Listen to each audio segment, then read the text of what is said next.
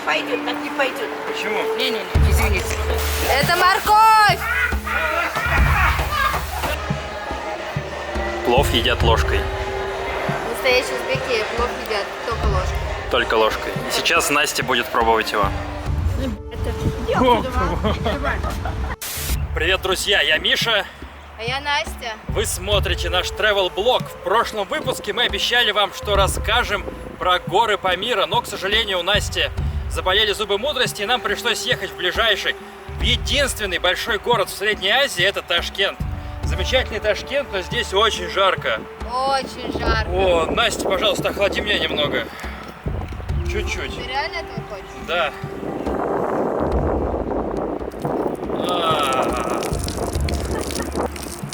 О. Как вы поняли, сегодня мы расскажем вам о Ташкенте. Поехали? Поехали.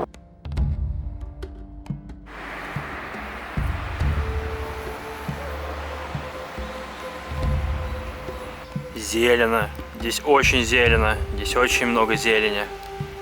Очень. И все это нависает над улицами, создает прохладную тень, которая очень помогает, потому что сейчас плюс 40. Повсюду абрикосы. Вот абрикосовое дерево с сочными плодами. Не знаю, видно ли их на видео.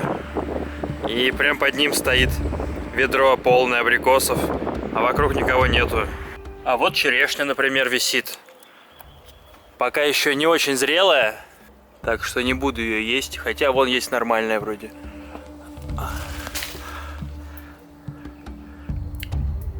Не, еще не зрелая. Ну, Журналисты? пишет, да. Да. А вы откуда сказали? Мы из Москвы. Ой, а что, вот так будем менять, что ли? А как? Не. Куда вы? Нет. Друзья, в Узбекистане есть два курса местной валюты. Официальный, который в 2 раза больше, чем тот, который на черном рынке. Да, здесь процветает черный рынок, и все ходят менять деньги на базар или вот у вокзала, потому что курс в 2 раза выгодней. 8300 сомов за $1. А официальный курс в 2 раза ниже. 4, около 4. Пойдем. Мы хотим денег, давайте. Дайте нам денег. Не-не-не, извините. Кто-то берет камеру? Для личного архива. Нет, не надо, я бойтесь. сняю. Хорошо, не бойтесь. Просто дайте мне денег. $20, 163 тысячи. Спасибо вам большое. Пока. Вам не жарко так весь день стоять? Жарко, что делать? Работать? Почему вы полностью закрыты? Так вот, Черный стана. черный стоите? Вы не хотите быть черной, да? Девушка из Узбекистана не хочет быть черной. Сорняки вручную выпалывают. Газоны делают красивыми. Молодцы ребята.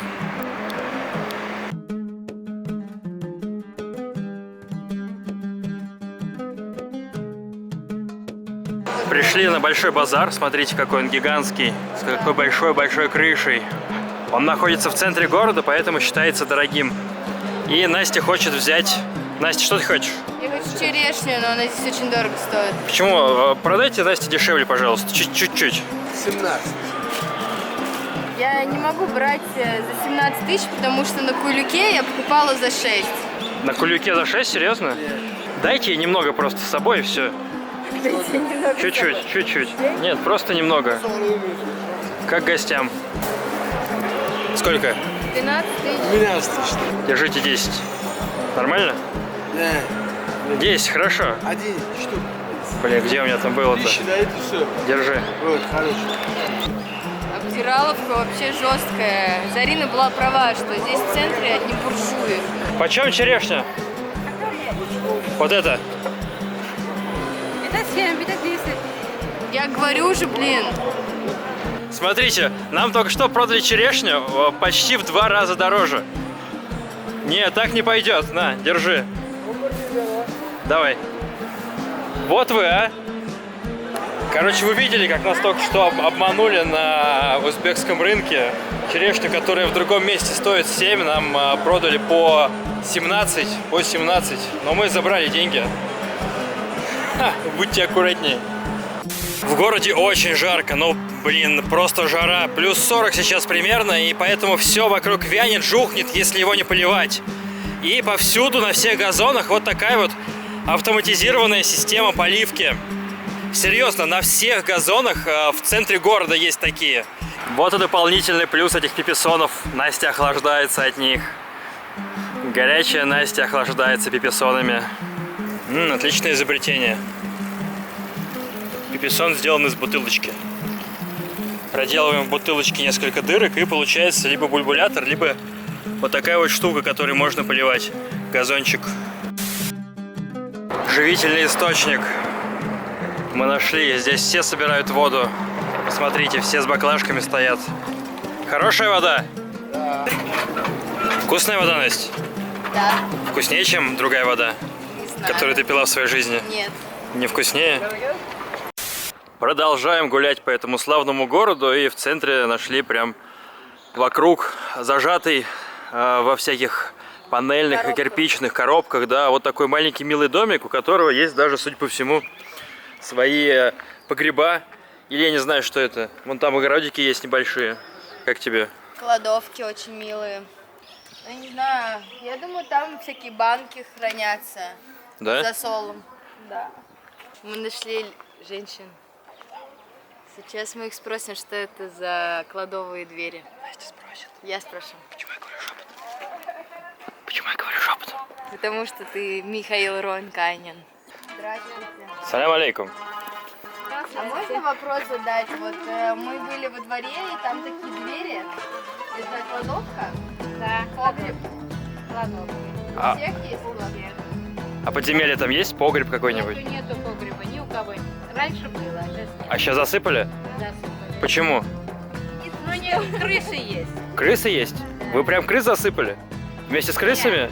Если картошки туда хранишь, они все съедают, поэтому все, Люди сами засыпали, что да, сами. Радикально решайте вопросы. хранят овощи, Где? засол. В кладовке ничего не хранят, потому что воруют.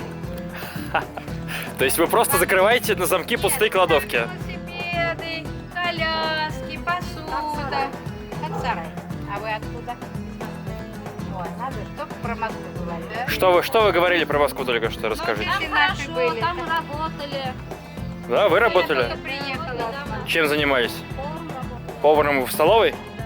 А почему уехали? Кто теперь будет готовить москвичам, кроме вас? Вот хочу уехать. Обратно?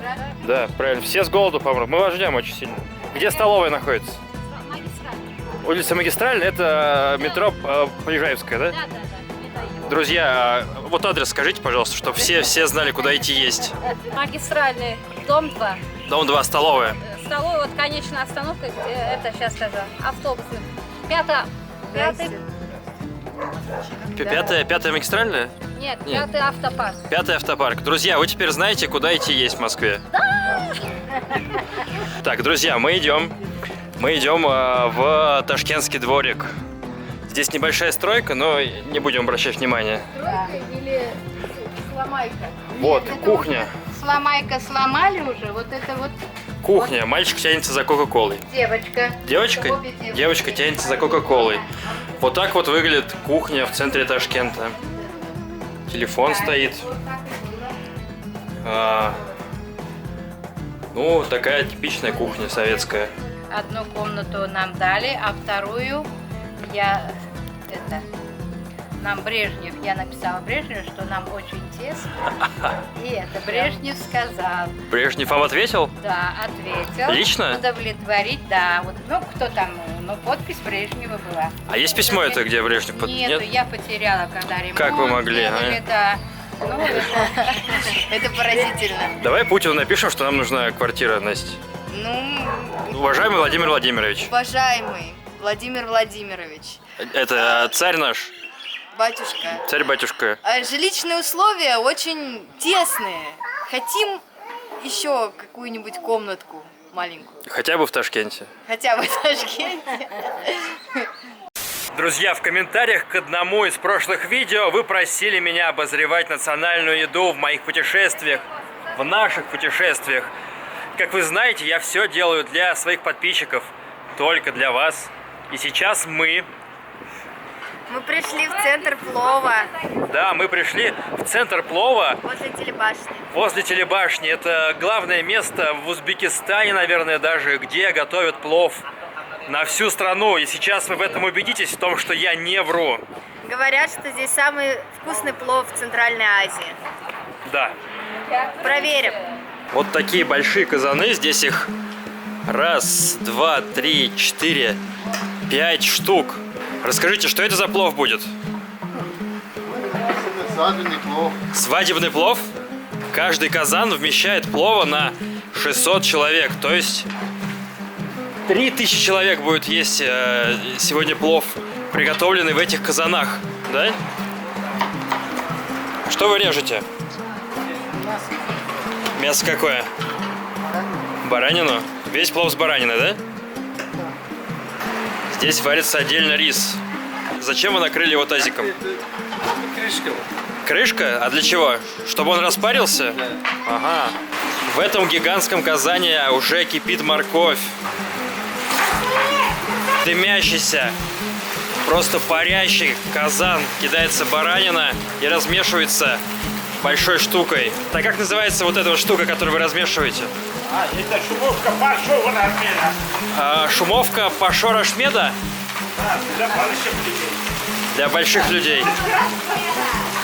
Шумовка большого размера для больших людей. А можно я помешаю? Да,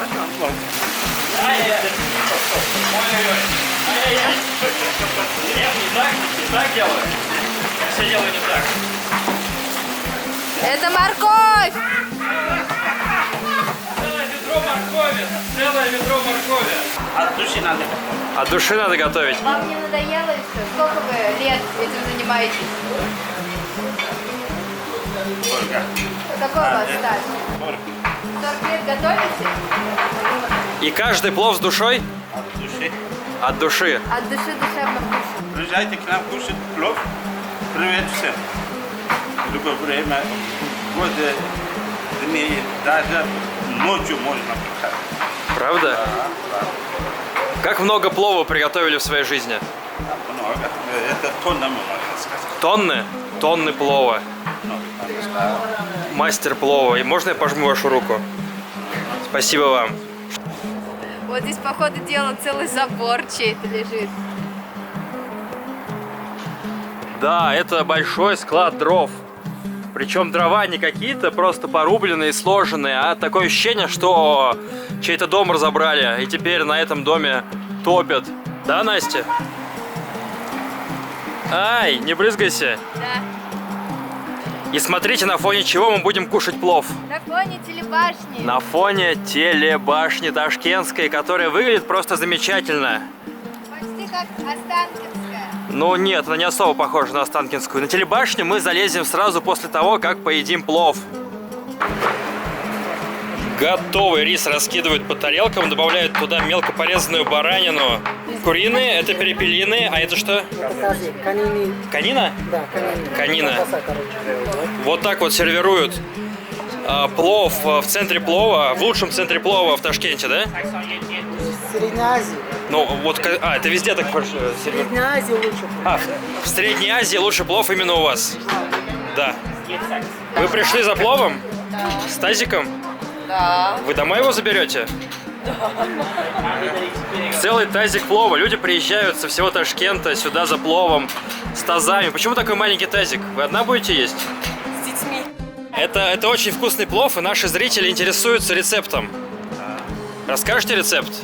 Обычный рецепт это подсолнечное масло. Первый, Подсолнечное масло, да. А второй мясо, баранины мясо. баранина, Лук. лук. Лук, да. А лук какой? Обычно. Морковь желтый. Желтая морковь. Да. Переправа. А какая приправа? Горох. Горох, Изюм. изюм, Кишмиш, да. кишмиш. Да. Зира.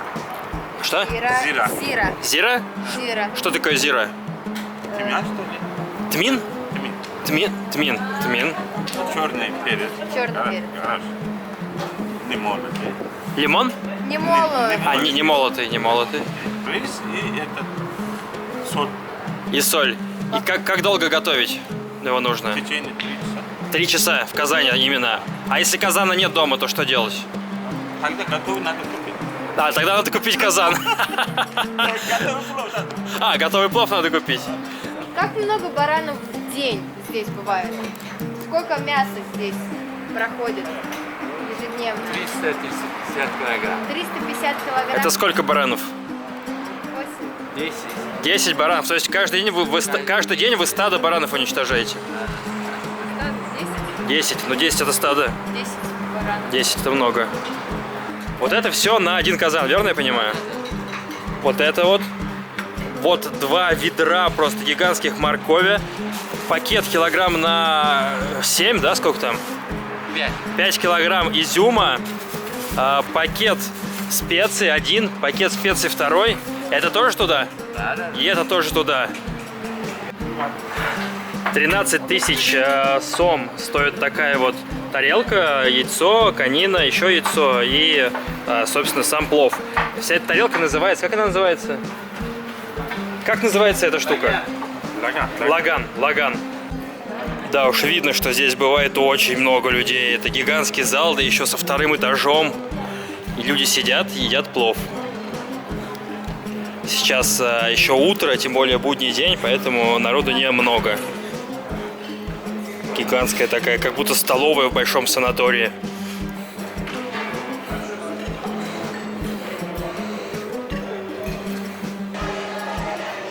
Плов едят ложкой. Настоящие узбеки плов едят только ложкой. Только ложкой. И сейчас Настя будет пробовать его. Я обожаю плов. Смотрим.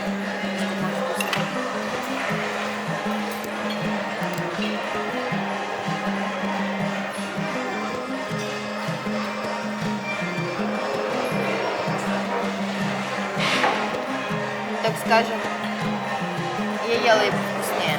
7 7 из 10 или плов. 6,5. Но зато приготовление его на 10. Да? Что ты чувствуешь, когда жуешь плов? Я чувствую, что рис немного твердоват. Не успели его доварить, Допарить, да. допарить.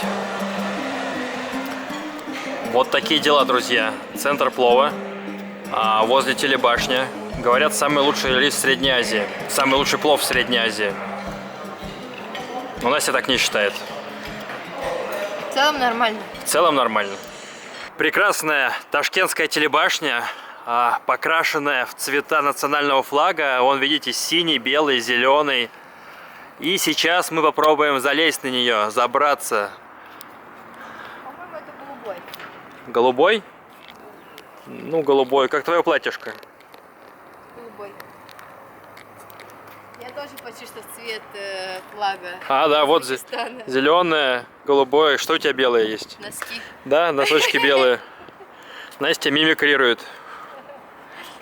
Здравствуйте. А как на башню забраться? Сюда, к девушке. Здравствуйте, девушка. Как нам забраться на башню, расскажите. Сначала дадите нам паспорт, Паспорт нужно дать? Зачем? чтобы у вас регистрация сделали. А потом? Потом мы пропустим вас отсюда. Вот. 35 500 с человека. Ничего себе. Это дорого. Настя, ты пойдешь? Нет. Настя не хочет идти. Что там Настя. смотреть? А что там смотреть? Поднимитесь на 100 метров, там смотровая площадь. 100 метров только, а еще выше? Выше 105 метров, есть ресторация, не зал. Ну, а выше еще. Какой всего она длины, высоты? 375. Нет, наверх телефоны, фотоаппараты, сумки, флешки. Ничего знаете? Нельзя ничего взять даже? Так нахрена вообще тогда туда подниматься, если вообще ничего нельзя? Друзья, по какой-то причине сюда запрещено проносить вообще все электронные устройства. Мне удалось пронести телефон в ботинке, благо он у меня вот с такой вот голенью, смотрите. Кстати, нас сюда пропустили бесплатно. Да, у нас было всего 25 тысяч. Всего 25 тысяч было, а билет для одного стоит 35. Я сказал, что у нас 25, и они нас пустили обоих. Вот, так что это уникальные кадры, это просто запрещеночка, друзья, это запрещеночка. Из-за землетрясения здесь стараются не строить большие дома, поэтому высокие, да. Поэтому вот такие вот гигантские районы, кварталы, полные маленьких одноэтажных, двухэтажных, частных домов. И во всем Ташкенте, хотя это город-миллионник, тут несколько миллионов человек, основная застройка это вот такая вот.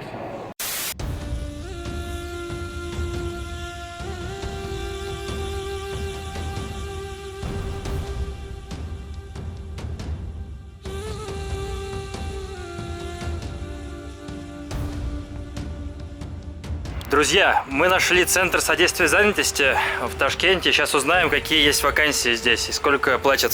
Есть, например, дворник, лифтер, сантехник. Вот, смотрите, друзья, дворник. Тренер. Дворник получает Дезинфектор. 306 тысяч сомов в месяц. Это очень мало. Это 300... Здравствуйте. Вот пример. Первый детский спортивная школа. Так. У них заработная плата. Тренер 729 тысяч. Это 100 долларов. 100 долларов где-то. 100 долларов. Но это считается нормальной зарплатой в Ташкенте? Нормально хватает, да? А вы сколько получаете? И тоже как. Тоже 200 долларов? Почти, да. Почти? То есть меньше? 750. 750 долларов. Не. 750 тысяч самани. Да. Так жарко днем, что даже бабушки ушли со своих лавочек у подъезда, оставив стулья прямо посреди дороги с накидочками.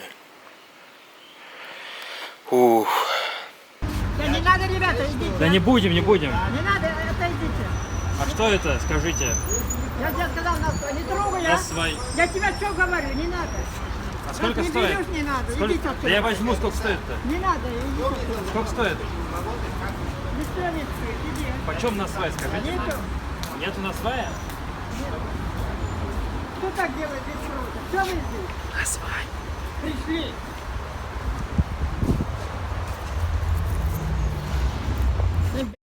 Иди отсюда, давай. Боевая бабка. Меня ударили зонтиком продавцы на свае. Тесака на них нету. Настя нашла прохладу, наконец-то. На нее прям сдувает капли. Она довольна.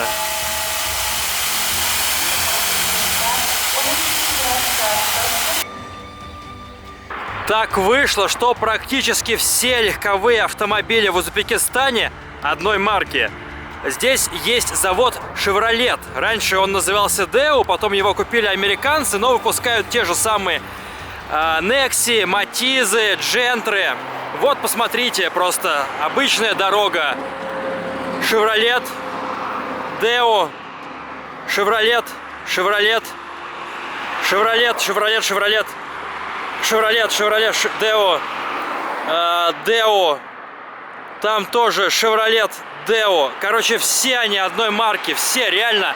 90% это всякие Deo, Chevrolet. Еще 10% это старые советские автомобили, оставшиеся еще с развала Союза. И причем все почти белые, потому что на такой жаре 45-50 градусной нереально находиться в черной машине. Просто она раскаляется, и человек превращается в шашлычок. И скорый здесь тоже Chevrolet Damas, маленький такой. Мне всегда было интересно, как сюда помещаются люди. Здравствуйте. Можно посмотреть? Помещаются они здесь? Да. Какого роста человек здесь поместится? 1,80 м поместится, без разговора. А 2 метра нужно коленки 2 будет метра прыгнуть. ногу срезаем. Мы сейчас собираемся уехать в Самарканд. И я посмотрела несколько вариантов, как можно уехать из города Ташкент в Самарканд. Что такое Самарканд? Самарканд – это бывшая столица Узбекистана, древний город. Очень много красивых памятников архитектуры там находится. Люди такие колоритные, базары, поэтому очень хочется туда попасть скорее. Можно долететь на самолете, можно доехать на скоростном поезде. Сейчас мы пойдем посмотрим, сколько стоят билеты. Вот на вокзал идем. На Сапсане? Ну да, типа Сапсан, только он по-другому называется. Скоростной поезд. В 7-8 утра он отправляется. Вот. Также можно уехать на автобусе и на маршрутном такси. Такой современный вокзал. Интересно, как там внутри. Главный вход почему-то анально огорожен. В смысле анально? Ну видишь, здесь решеточка такая с пиками точеными. Чтобы пройти вокзал, нужно зайти через вход сбоку, и тотальный контроль здесь. Нельзя снимать, да? Хорошо, не будем. Что везете? Мусор? А, мусор везут. Вот здесь касса. Заходим, рамки. Салям алейкум. Ага. Сколько это стоит билет? Докуда столько? Уфа До Уфы. и обратно.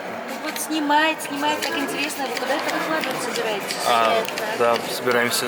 Вот столько стоит билет до Уфы. Посмотрите, друзья.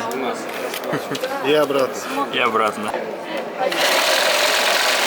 Каждый день 7, 7:30, 8. Цена 58, 78 и около 100 тысяч. А как долго идет? Час 40. Час 40? 40. Ой, 2 часа 10 минут, да, извините. Ребят, смотрите, в Узбекистане еще нету Екатеринбурга. Здесь до сих пор Свердловск. Теперь нужно найти что-то дешевле, чем за 50 тысяч. Сом. Сом. Сом.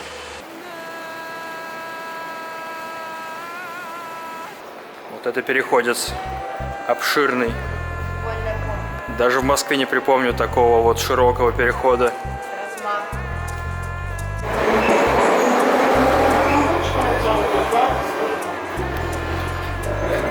Друзья, это уникальные кадры.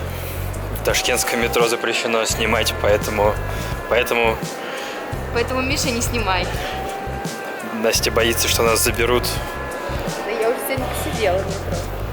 Да, нас сегодня уже на переходе взяли, когда я подошел к полицейскому и спросил, что у них тут за зацеп бывает.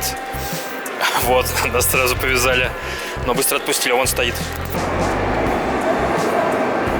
Вот, у входа в метро дежурят везде полицейские, которые проверяют вообще все сумки. А мы вышли из метро Алмазон. Здесь находится... Что здесь находится? Здесь находится автовокзал, откуда идут маршрутные такси, автобусы в Самарканд. Самарканд хочешь? А? Поч... 60 тысяч будет до места. Чего? Нет, нет. Да, да. Сколько дадите? Сколько ты хочешь? 50 тысяч, 100 будет. За двоих. 50 тысяч за двоих. Не. Пойдем дальше. По каждому. А сколько дадите? 50 тысяч за двоих. У нас это, кажется, не работает. Ну мы проверим. Давай, идем. Идем. Да я сам разберусь, не надо меня трогать. Что ты меня трогаешь, братюнь? Ну, Идем. налетели сразу, смотрите, друзья, сколько налетело на нас, а? Как стервятники. Сразу поедем. За 50 тысяч. Не, за 50 нет, за 60. Вот народ спрашивает. За 60? За 60 поедем. Поехали.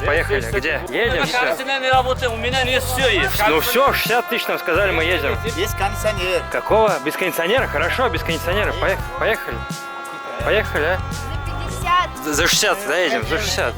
Настя не угомонится, Настя. 50, 40, 10. Настя, довольна? Я недовольна, потому что я из-за каждой десятки торгуюсь. Ну мы и так 40 выторговали, получается. Не 100 хотели. Миша, Да. они всегда говорят больше. Два раза примерно, раза. да. Хоть я немного недовольна, но это все равно в 2 раза дешевле, чем на поезде ехать. Ух, жарко. Жарко, это я могу сказать, резюмируя наше посещение Ташкента. Очень жарко. По-моему, слово «жарко» входит в топ-10 слов, сказанных за этот месяц. Жарко. Не приезжайте сюда летом, потому что в июне температура плюс 40, а в июле уже плюс 60 может быть. Хотя Ташкент очень классный город. Для меня он вообще особенный, потому что в Ташкенте познакомились моя бабушка и дедушка. Правда? Да. Дедушка был в командировке, а бабушка переехала в Ташкент из-под Новосибирска, из Сибири, потому что ей там было холодно и ей хотелось тепла. Какая у тебя милая бабушка, прям как ты. Я думаю, бабушка Насти здесь сполна вкусила тепла, как и мы. Теперь мы идем сюда, вот сюда. Блин, тут закрыто. Ладно, тогда мы идем не сюда, а едем в Самарканд, древнюю столицу Узбекистана и вообще всей Средней Азии, большой-большой империи Тимура. Кто это такой, вы узнаете в следующем ролике. Увидимся. И на канал подпишитесь. И поставьте лайк. И скиньте это видео друзьям. Yeah. Да.